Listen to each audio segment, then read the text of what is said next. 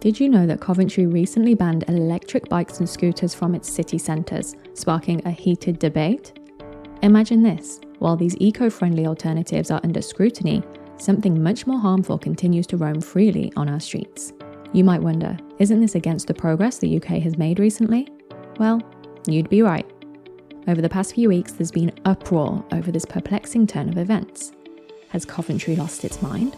Why did this happen in the first place? And more importantly, what can be done to stop other cities from falling victim to the same mistake? The question that you're probably asking yourself is, why has this happened?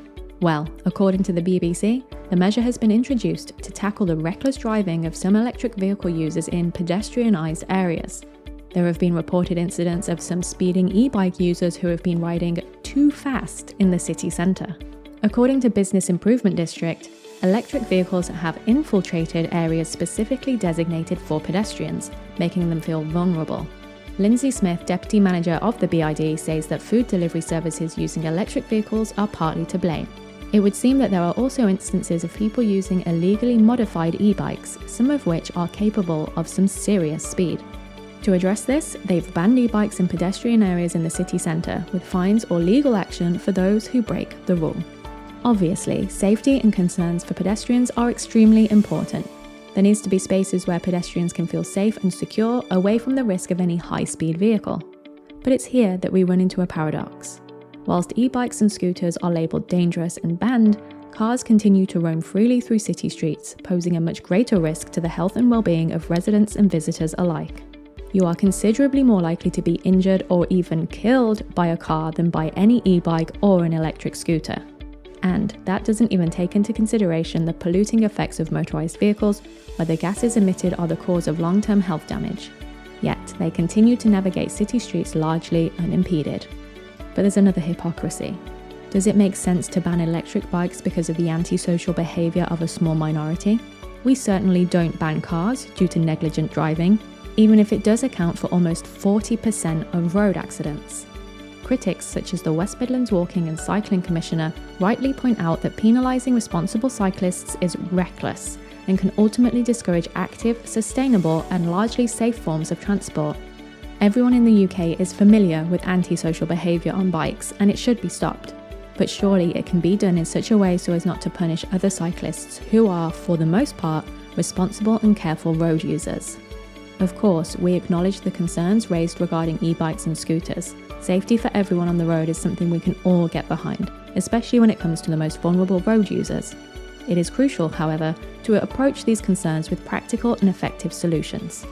There are so many alternatives to an outright blanket ban. For example, why not push for the implementation of alternative regulations, such as low mandatory speed limits or educational campaigns to encourage safer cycling practices? It's also clear that enhancing infrastructure for cyclists by creating dedicated, protected cycling lanes and paths can help to protect the most vulnerable road users, contributing to the safety of everyone. We only have to look to the model European cycling cities such as Seville, Copenhagen and Berlin to see what difference proper bike infrastructure can make. Even the Director of Transport has admitted there is no clearly defined network of paths in Coventry suitable for cyclists. Would it not be a better idea to give e-bike users somewhere safe to cycle before kicking them out of the centre? With the increasing cost of running a car, an e-bike is a great option for people looking for affordable, convenient and environmentally friendly alternatives to driving. It can make travel more accessible for a large number of people. So shouldn't we be doing more to make that a reality? Cities like Paris offer financial incentives for people to swap their four wheels in for two. So couldn't the UK consider doing the same instead? After all, we could all benefit from having fewer cars on the road. As responsible cyclists, we propose a different approach to ensure that other cities do not follow suit with similar measures. Let's embark on a common sense revolution, emphasising responsible riding, adhering to traffic rules, and respecting pedestrian zones can substantially improve the reputation of e-bikes. These are all things that should be promoted, where everyone can learn the importance of respecting all road users.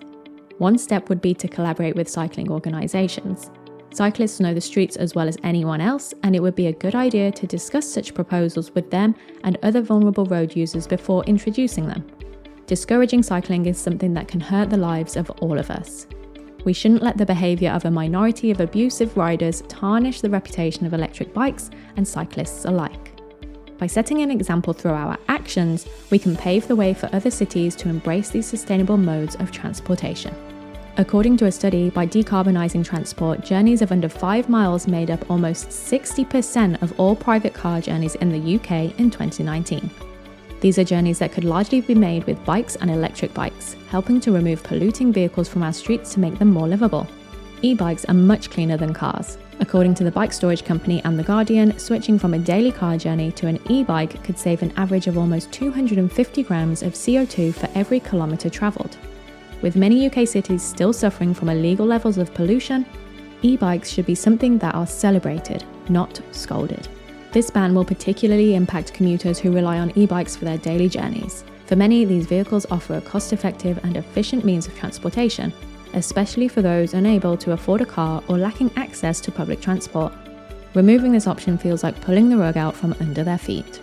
We've seen some truly ridiculous fines in 2023 of over £1,000 for cyclists merely just riding in a city centre. Surely we should be punishing the truly antisocial cyclists as well as antisocial drivers and not, as Cycling UK points out, criminalising cycling itself. Both bikes and e-bikes need to have a place in our cities. If we eliminate these green alternatives from our streets, we divert from the path of sustainable mobility that we all strive for, and that's bad for everybody, not just cyclists.